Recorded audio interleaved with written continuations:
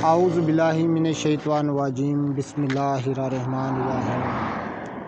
अल्लाहुम्मा सल्लि अला सय्यदिना मौलाना मुहम्मदिन व अला आलिहि व सहबिहि व बारिक वसल्लम।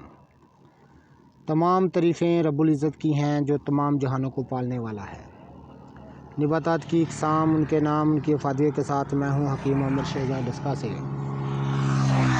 जड़ी बूटियों की सही शक्ल सूरत उनके सही नाम मैं आपकी खिदमत में अर्ज़ करता हूँ। जितने भी मेरे दोस्त अहबाब चैनल पर नए हैं वो चैनल को सब्सक्राइब ज़रूर किया करें। नाज़रीन किराम, इस वक्त मैं आपको दिखा रहा हूँ उशनान बूटी। ये उशनान का सही पौधा मैं आपको दिखा रहा हूँ।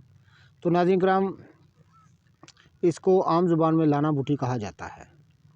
सिज्जी इसी से ही तैयार होती है जो साबुन बनाने के काम आती है।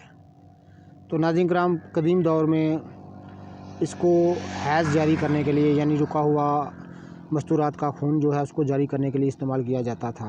बंद पेशाब को जारी करने के लिए इस्तेमाल किया जाता था और मुर्दा बच्चा रहम से बाहर निकालने के लिए इस्तेमाल किया जाता था। बड़ी लाजवाब बूटी है उशनान बूटी। हम असल आपको उशनान बूटी दिखा रहे हैं। ये असल उशनान बूटी मैं आपको दिखा रहा हूँ। जितने भी मेरे दोस्त अहबाब चैनल पर नए हैं वो चैनल को सब्सक्राइब ज़रूर किया करें। मैं सही जड़ी बूटियों की शक्ल सूरत और उनके नाम उनके फ़ायदे आपकी खिदमत में अर्ज़ करता हूँ। तो जितने भी मेरे दोस्त अहबाब चैनल पर नए हैं वो चैनल को सब्सक्राइब ज़रूर किया करें।